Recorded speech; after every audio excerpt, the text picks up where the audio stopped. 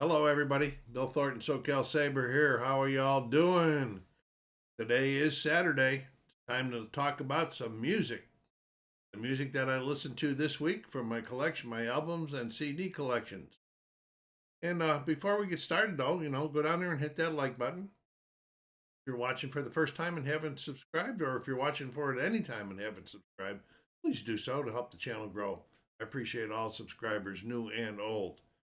Anyway, I got this week started with an album called that I picked up from the In Grooves Whatnot at a very decent price.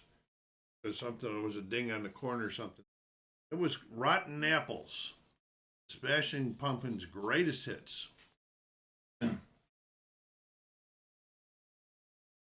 And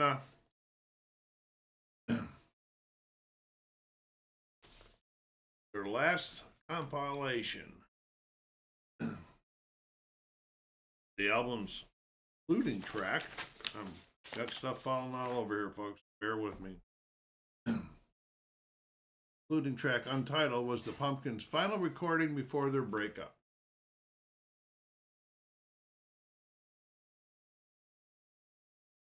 The third LP that I have in my collection.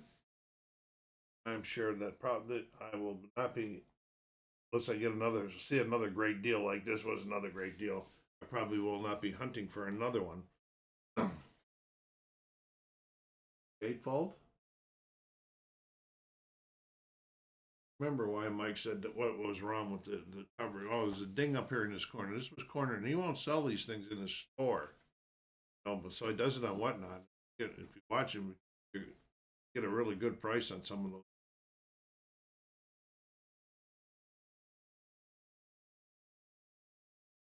Winners.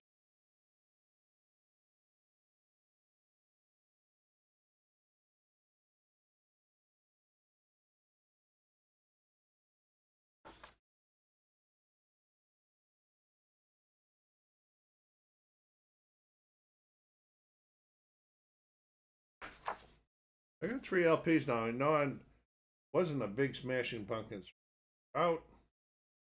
Not that big of a fan. Now I like some of their music. When I get it on a buy, jump on it. Okay. Hey,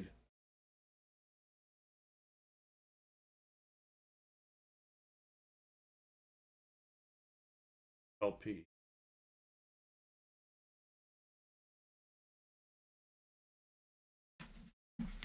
Double check that.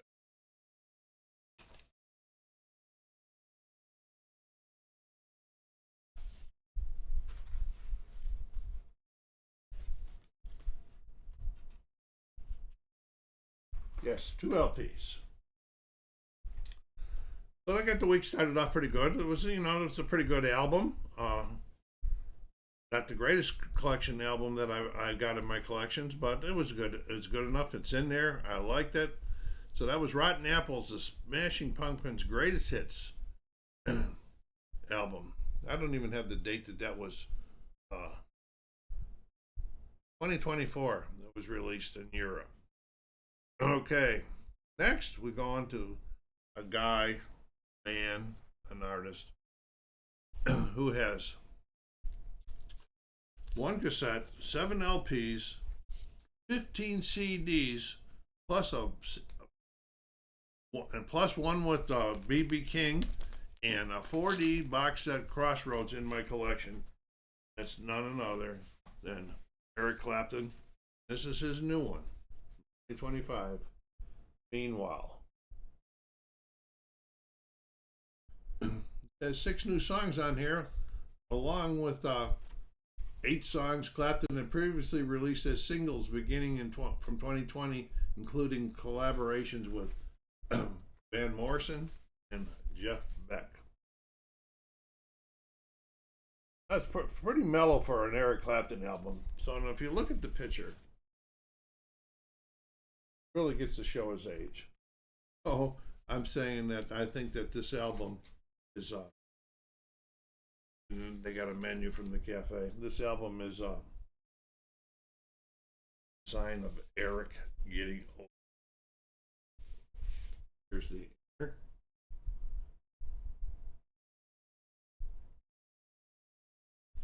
It is a 2 LP set. Have an inner with it. I said inner. I'm sorry, it's not the inner. It's just the gatefold.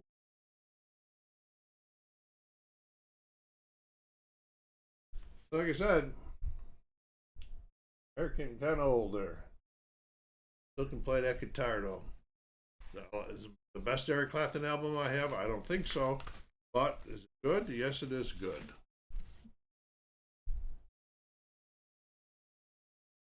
Go. As you can see, it's on like a translucent dark purple.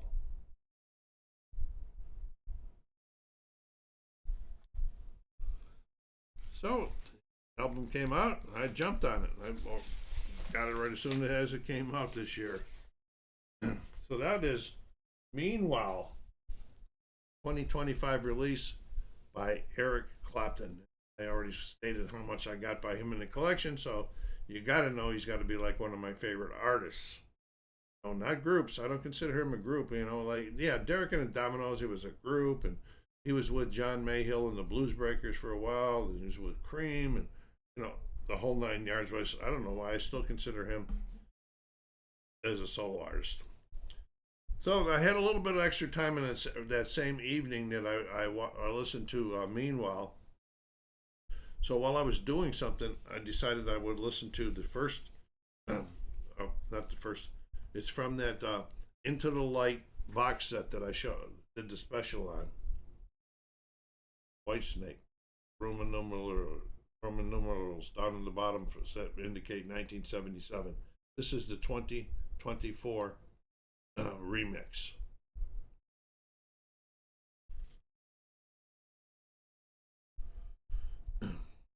This was the 1977 one, not this one, not the original one, was the debut solo album by David Coverdale, released in May of '77.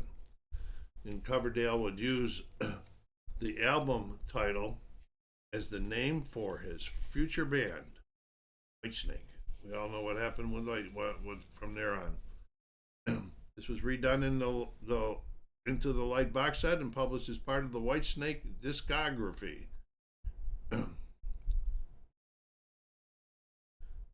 Now, when Whitesnake first came out, '77, reception was not all that good. He was getting a 2.2 out of 5 or 6 out of 10 ratings from different reviewers, but we all know what Coverdale's done since then. So they were wrong. I liked it. First time I heard it, and glad to have it in the set. So as I got some other CD sets back there that I'm listening to one out every once in a while. So next we go on an album. This was I did an album by this group a couple weeks ago, but this was part of a twofer. Okay, and this is the self-titled debut album by the Allman Brothers.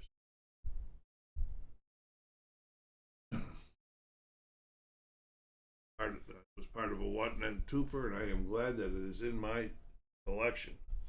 This is in pretty darn good shape for 1978. And who could not? Don't Want You Any No More, Whipping Post, great stuff.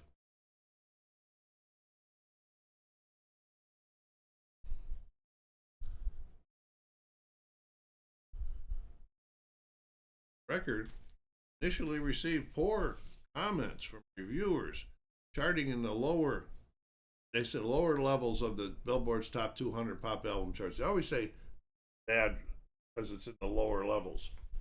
How many albums out there that don't ever make it that high? It's always been my questions.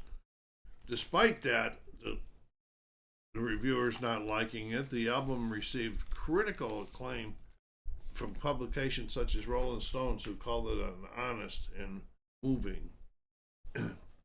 This may be because of the music on it. Favorite of the 3 LPs I have in my collection by the Allman Brothers. This might be my favorite one. I'm glad I lucked on. Glad this was part of that twofer that I picked up. Not looking back on it.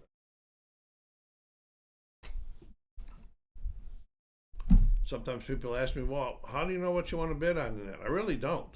You know, I watch the auctions, and then there's something like, "Oh, here comes an Allman Brothers twofer," then I'll bid on it, but I won't go too high. I'm not one of those crazy bidders.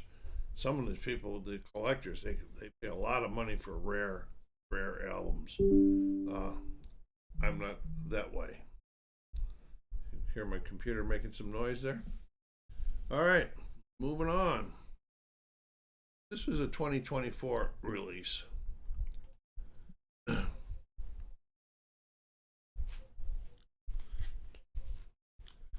it's called Moog's Motel by Phil Moog. It says it's limited edition, only 350 made. It's a double 180 gram album. Phil Moog, previously the lead vocalist, UFO, which I do like. And so I decided I'm going to give Phil a solo shot. Oh, in 2022, they thought that was the end of Phil Moog because it was the breakup of UFO.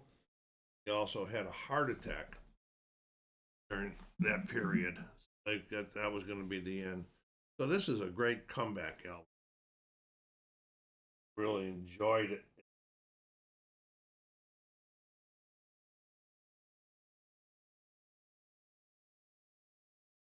Phil still has his stuff. Now, whether he'll be touring in that because of his medical conditions, that's a different story. I do not know that. I'll have to but I will be keeping an eye out for it. Had 2 inners in here. Double.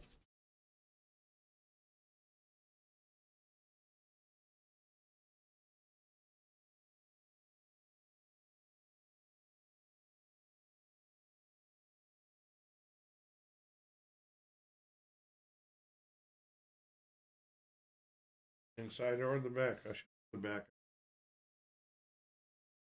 Here's the back. This is a gatefold. Quality. Dashboard. How you see it cover.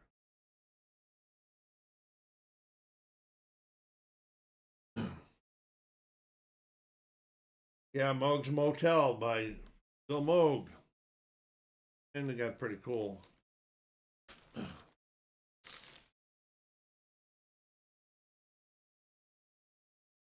Steering wheel.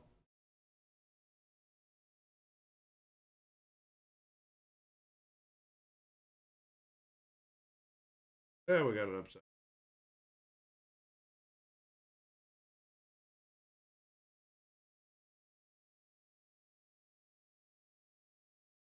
Okay, so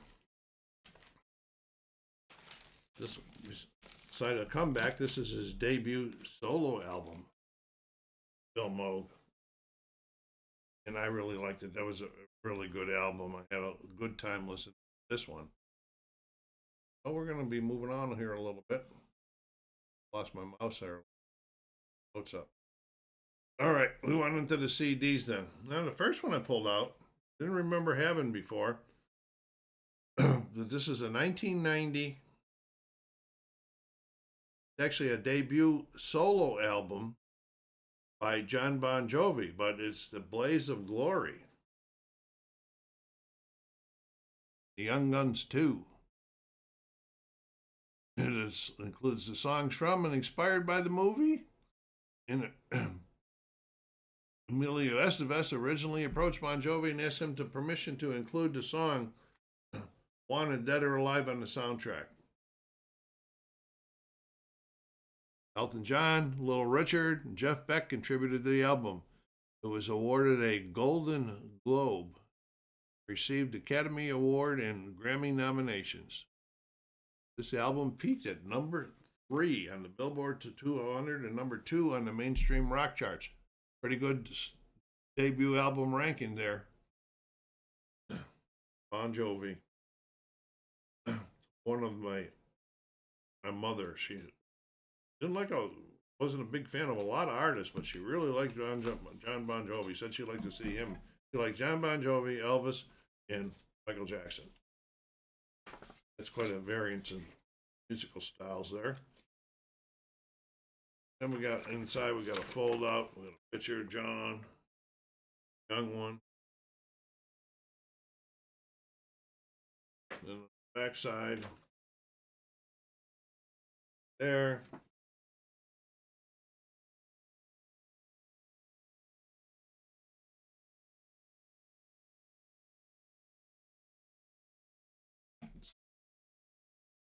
Nice, colorful.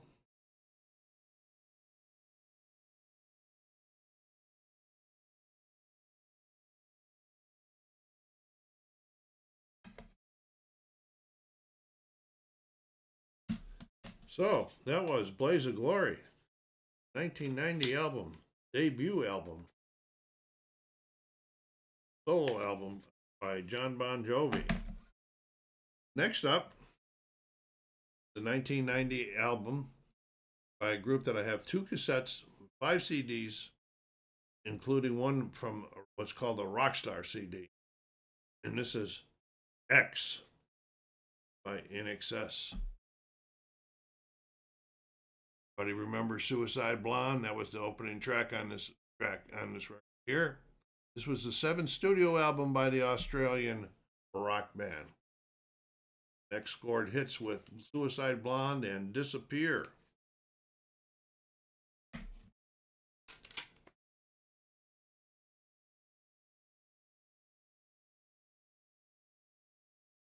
We're both top 10 in the U.S. Title, Roman numeral X for 10, represents the band's 10th year since their debut album was released.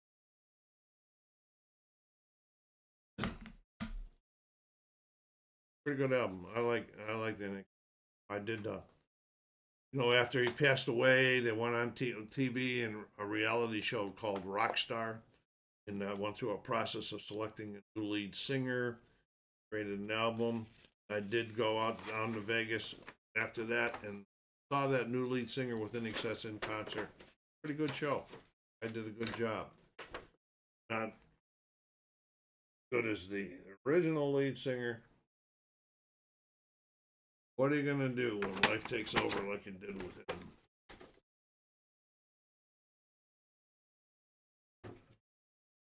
So that was X, 7th studio album by INXS, 1990. All right, well, here we go. This is where we pull out the next one in the collection, albums. It's a 1976 album, and it's the only one I have in my collection by this artist. You guys are probably saying, "Oh, how you select your music you want to buy?" Well, sometimes I really don't know. No, but I was thinking back. Let me get it up here. After 11 by Engelbert Humperdinck. So, when I was listening to this, there's not a lot written about him, and there's not a lot written about this album. It was nominated for a Grammy in categories for Best Pop Vocal Performance by a Male, but it did not win.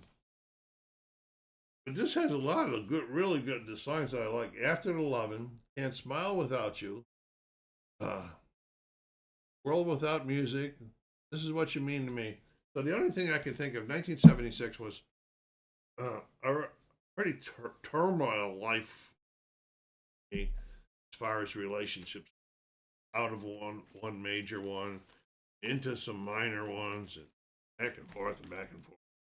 What a mess I was in relationship wise back then. But so I'm sure that I bought this because of the lyrics. songs. I really like the songs.